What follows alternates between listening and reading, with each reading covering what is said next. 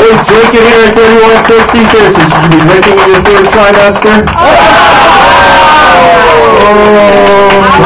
Am I the only one that's nervous when he's on stage like an alien's going to bust out of his stomach or something? What do you feed that thing? Seriously, summer's coming up, dude. You got to fit into that size 8 dress. I did get to learn something a couple of weeks ago that you like black men. Yeah. Yeah, and I figured, hey, what chubby white girl doesn't? This is great. Give it up for bartender Dean, always mixing the Seriously, bartender Dean, who didn't you blow to have to work on Monday night? Alright, like, you're not going to make any money. Like, eat the pussy, let them blow, do whatever you got to do, man, because you got bills to pay. Comics are broke, they have no money, and they don't tip, right? You got to avoid that bellboy service, right? Got a little help on that one. Well, that was 3160, though, huh? What a great room. 3160 did a lot for me. Yeah, give it up for 3160. This room has done so much for me. It broke down all the barriers and stereotypes I had about gay guys. Before I started doing stand-up here, I thought all gay guys were good-looking, worked out, and dressed well. Clearly, I was wrong. I don't think 3160 is an open mic. I think it's a support group for poorly dressed gay men. The comedians are just the entertainment portion of the night. Like, why else would you have cookies at open mic? I like the cookies. Karen knows what I'm talking about with his Donovan McNabb jersey, his bad jeans, and his like black socks and gym shoes. It wasn't even football season, dude. Who wants to pick out that outfit? Thomas and Mark, you guys are no better. The two of you poorly dressed motherfuckers, when you guys came out of the closet, Bob Mackey went back in the closet. I have a little help on that joke, too. My editor was gay.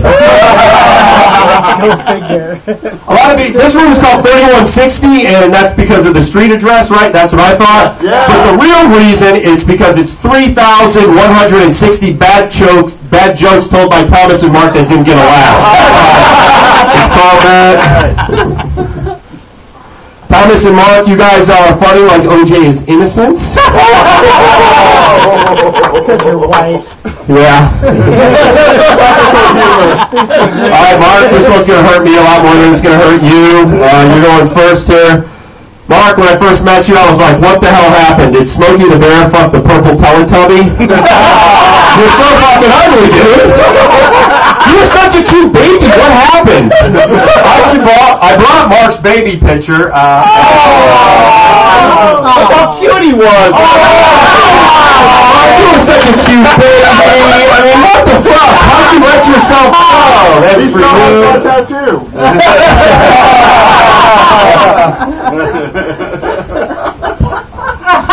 Or we scared them and made a flag. No, but Mark has look, a lot of people, if you're not a believer that man evolved from apes, just take a good look at Mark.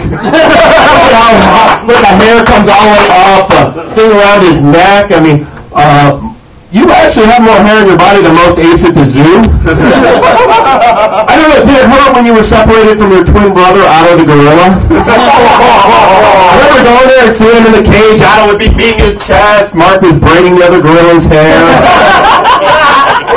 Mark was just talking about his SAG card. Is that what it was you got? His Afro? Yeah, his union card. I mean, how great is that? I love you in Planet of the Apes.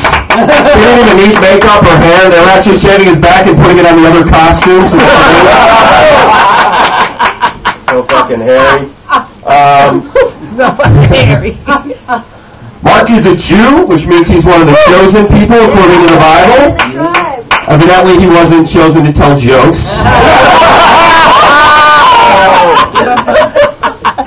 A lot of people, like, I was always asking Mark, like, hey, do you remember when you came out of the closet? He's like, no, I never fit in the closet.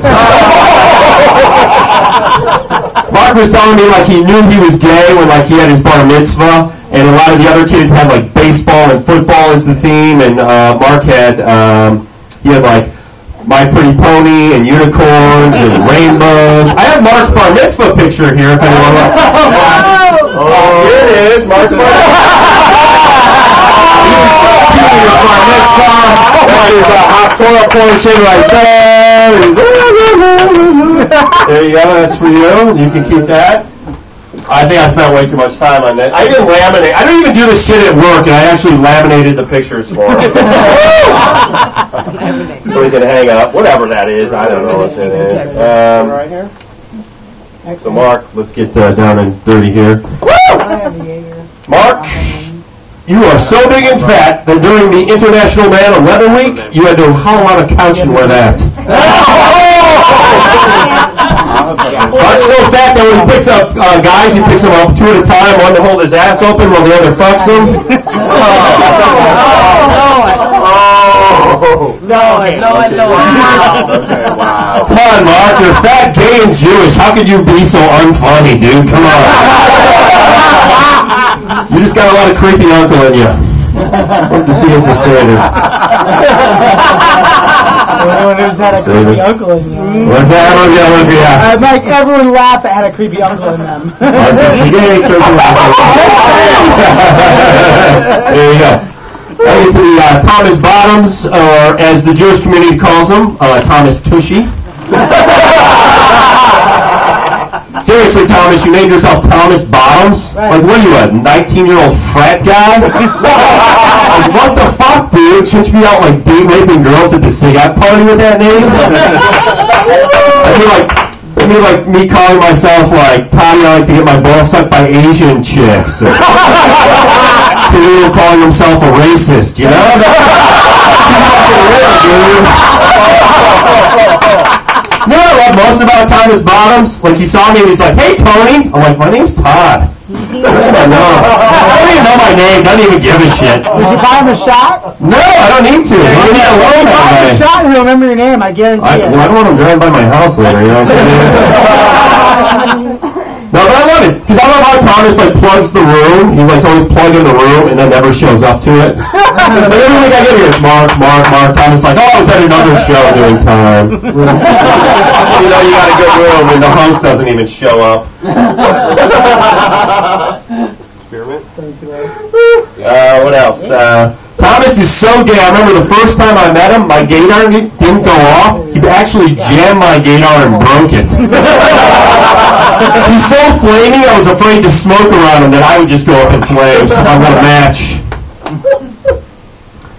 Thomas Bottoms is so unfunny, Tommy the Top wouldn't fuck him.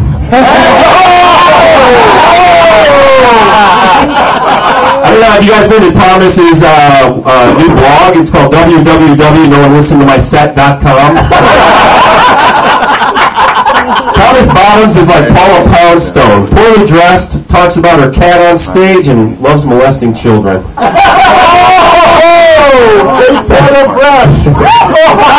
Thomas has the face only another child molester can love.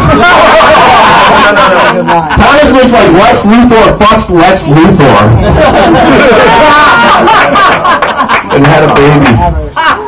You're like all Lex Luthor on the outside, all Wonder Woman and Robin on the inside.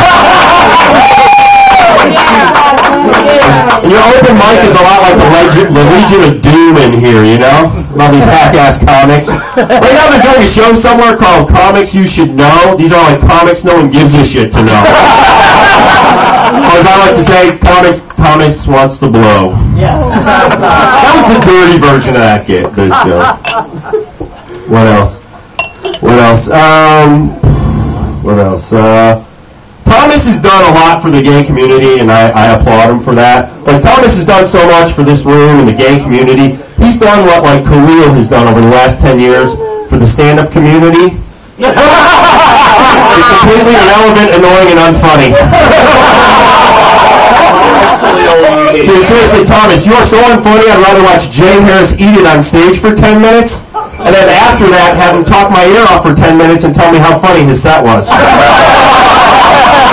And critique me on my set and tell me why I can't get booked.